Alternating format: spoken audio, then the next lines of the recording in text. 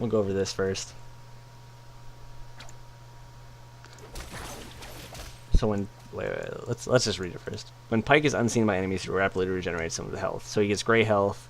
Also converts bonus health into bonus attack damage instead. So it's not he gets health and attack damage. He converts his health into attack damage instead. That's interesting.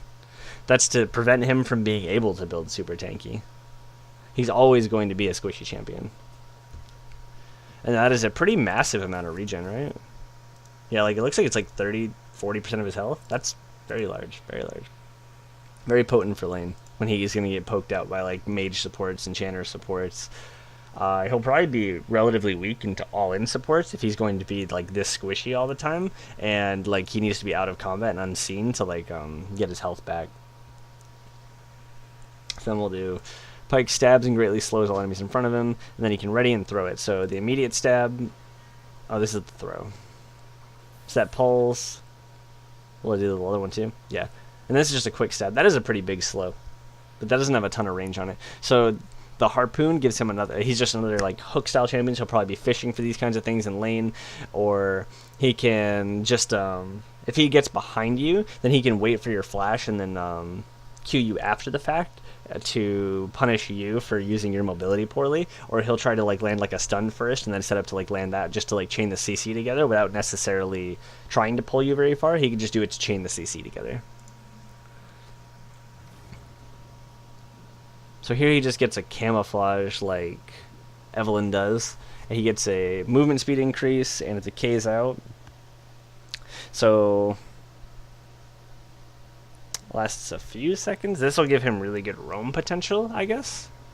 And when he comes back into the lane, you're going to have to worry about him the same way you do about like Twitch. But like if he's not strong enough to outright fight you, then this isn't going to be super impactful anyway in lane. It would be more of like a roaming thing. Because a lot of the times you end up fighting enchanters in bot lane, which never leave bot lane anyway, because they're e-girls.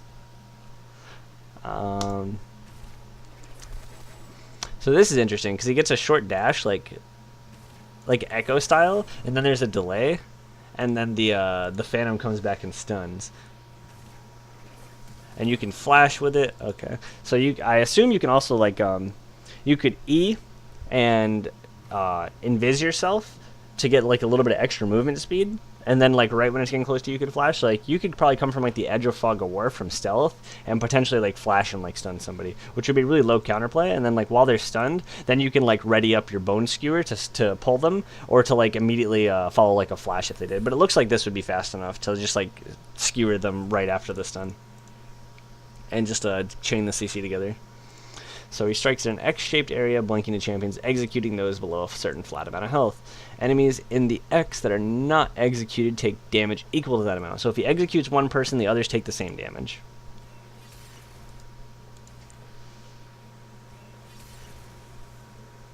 So it's just a blink. It's a targeted... Is it a targeted blink? Or no, he chooses the first area, right? Yeah. So he chooses them every time. Those ones are just like on the target, but he chooses it every time. So it's a skill shot, but it's a blink. Probably pretty easy to dodge because you can dodge up, left, right, or down. The only problem is like diagonals. So in a scenario where you're walking along like a slanted wall, then it could be hard to dodge because he could make the X where like the entire line is like along the wall, so you'd have to walk out from the wall. But if you walk out directly, then you'll still take the damage, so you'd have to walk down back or up forward or like up and out. So that could be really hard to dodge in certain scenarios because of the way the thing works. And then he gives the gold to his allies. This is just a way to ensure that they make sure that him a support. He has a lot of utility in his kit already because he has a pull, he has and he has a stun. And then they're giving him, he has 2 mobility skills. He can only be squishy. So I guess like this is like a heavy-handed approach to forcing him into the support role. I wanted to look at the numbers for it, which are supposed to be on surrender at 20 now. So we'll give that a quick look.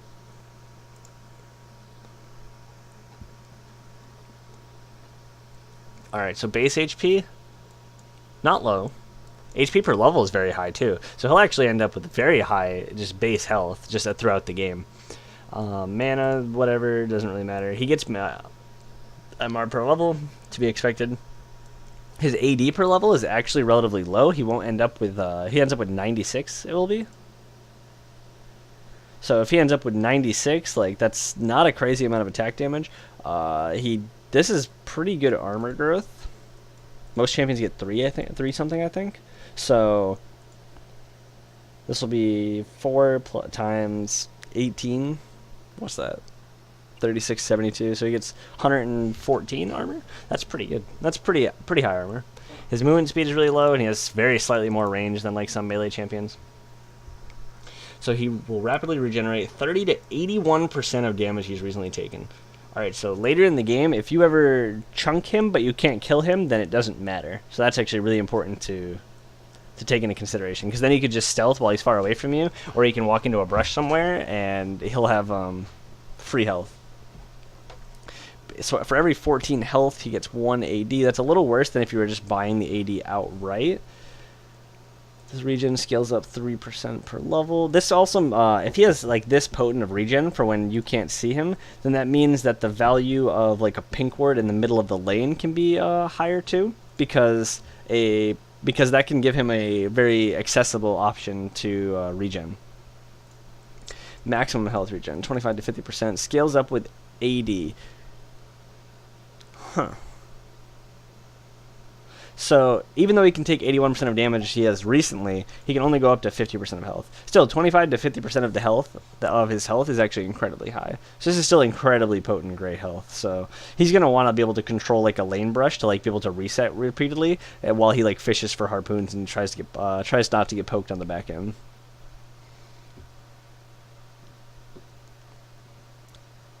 So it's a 90% slow for 1 second if he does the quick hit. The damage on this scales pretty okay. The cooldown scales down pretty significantly too. With CDR, this can go down to a 4.8 second cooldown, I think it is. So if it's a 4.8 second cooldown, then that's incredibly low. Incredibly low for the amount of like disruption that this could cause in like a fight. Ghostwater Dive. He gains up to 80% of his skills with attack damage. And then the cooldown, this is a low cooldown for a stealth. So he can actually find a lot of opportunities to move around the map. This will make his warding safer. This will make his roaming really good because he can appear out behind somebody and then potentially stun them with like E. The stun duration scales up. So with this, what we're seeing right now, he 1000% maxes Q. There's no world where he maxes anything else. His E, the stun duration goes up, so you can max... You probably max E second because of the stun duration and the damage on it, whereas the W doesn't give you damage and it doesn't scale down a ton on the cooldown or a ton up on the movement speed. So it'll be Q, E, W for sure. And then, this doesn't say like the delay or anything. His AD ratios are pretty decent. They're okay. They're not crazy. They're okay. But like this is a pretty long stun, and this cooldown can get to like 8, 9, probably like 9-ish seconds. 9. So this will get to 9 seconds. This can be a 4.8 second cooldown, so this is incredibly low for like the amount of potential damage it can do, as well as like the disruption that it can potentially have. So his Q is definitely the entire focal point of his kit. It's gonna, like with the numbers on this is his kit. This is his kit. These are utility. This is his gating factor. So his roams are actually going to be really potent because he can come out from somewhere where you potentially have warded, but you just have to have a pink ward, just a camouflage, not invisibility. And then he can set up for like a stunner. If he lands like a harpoon, then you can like die really easily because he offers more damage. Think of him like a melee mage support. In most cases. He's like a melee mage support. Doing AD instead of AP, but melee mage support. Pyke strikes all champions, executing targets below a certain amount. And it scales up. So 620. Oh, it scales with his level. Oh. So this is actually pretty high. Plus 140% of base AD. So we could realistically see him have like 800 damage later in the game. Where if somebody drops below 800, like it just kills them, right? Yeah, it just executes them. It doesn't do damage to them, it just kills them if they're below the threshold. So this gives him like threat in a team fight, similar to like Cho'Gath. So this alone could actually make him incredibly powerful, because if you're at a certain health, there's nothing that you can do about like him doing this except for like outright killing him, which is going to be really squishy. But if he's on like the outskirts of a fight and like the fight's already happening, then or if he's can like stealth on the side of a fight and somebody drops to like even like 40% as like a squishy, then he can potentially just ult and they'll die. Like they just die. It's like, what? That's kind of silly. Recast within 20 seconds. That's a long window too. And it does like if it hits somebody for 800, then 750 range. If it hits somebody for 800, it also does AoE. So if you're near this person trying to protect somebody, then you also take 800 damage. So this fundamentally might be broken on like a support kit, because it's literally just if you're at this health and you can't do anything about it, it's pretty meaty AoE too, then you actually just die. There's nothing you can do about it, you just die. You just get executed. So his Q and his ultimate are basically his entire kit. His W and his E like offer him some roam potential and like maybe a little bit of pick potential in like lane, but his W gives him some safety for warding if he's going to be forced into a support role. If nothing does less damage to jungle monsters, then I don't see any reason why he can't jungle effectively, because his Q will do plenty of fine damage to jungle monsters. His E is like a stun for jungle monsters. I mean, he'll take a lot of damage because he doesn't have any natural sustain, but there are some junglers that take a lot of damage in their first clear, and then he can be fine after that. So if his passive worked for monsters, then that would definitely be a jungle thing, but just because he has like the utility that doesn't require any investment, then he might actually lean toward the support role, even though like he will also probably be very playable as a jungler in his current state, because none of this is like reduced damage versus jungle monsters or anything. So he can stun jungle monsters, and he has like plenty of AoE with 2 good base damage AoE skills. Like this does 75, this does 95. Like those are very high bases, so he'll be able to clear the jungle for sure. There's no way he can't clear the jungle. And then this gives him a really easy avenue to gank. So this is not the greatest tool on like a jungler in theory, but it's just a great tool in general. So like it's not like a great tool specific to jungle. This is just a godlike tool in general. This might be broken. This might be broken. It's an execute that resets. That like it's not like you can just out health it or shield it or something like a Darius ult or something. You just die, right? Because it's not like he does 800 damage to you later in the game. Even if you have 800 health and you have 3,000 shield on you, you die anyway. Like you just die because you're below 800 health, right? Like so interesting premise. Does look like they're forcing him into a rather utility role, considering he cannot build tanky by any means because he can't build health. So if you build armor and MR, you can't multiply it in any way. So he does get decent base health, but he's not going to be very tanky like at any point in the game. And then his ratios are okay, but not crazy. This is interesting. This is his whole kit. This and his ult is his whole kit. So he'll probably be broken because of like the availability of his Q and his R. He might not be broken on launch. Does Steric Shield work on him? I have no idea if like the bonus health would scale with the bonus health that you have bought, or if it would just give you a really low shield.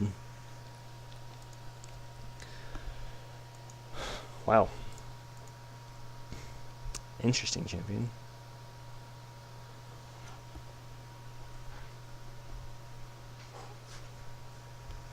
Wait, so it does more damage if he does like the quick pierce too than if he throws it. Huh. That's interesting. It does more damage if he doesn't like land the skill shot. It just does more damage if he just pokes. So that's like good for jungle too, because it's just a quick clear.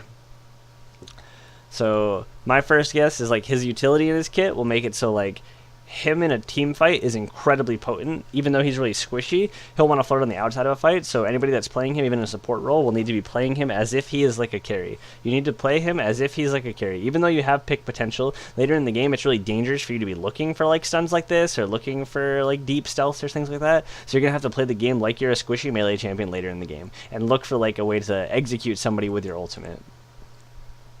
So later in the game, he's not going to play like a tank. He's not going to play like a regular support or anything. I mean, he could play back like a support and peel, and then look to execute whoever comes deep. in theory. But we'll see how this turns out. This will really depend on like numbers, because if his numbers make it so that he can reliably kill somebody, like if he has the damage to actually kill somebody, then he'll probably be really potent because the reliability of it, because he has stealth, because he has 2 dashes, because he has an execute for utility, and because he has a low cooldown like hook style move. And if the numbers are too low individually, which they don't look too low here, then he'll probably be bad overall. And I mean, a lot of people will probably play the champion wrong, because a lot later in the game, you're not going to have the damage to like 100 to 0 somebody yourself.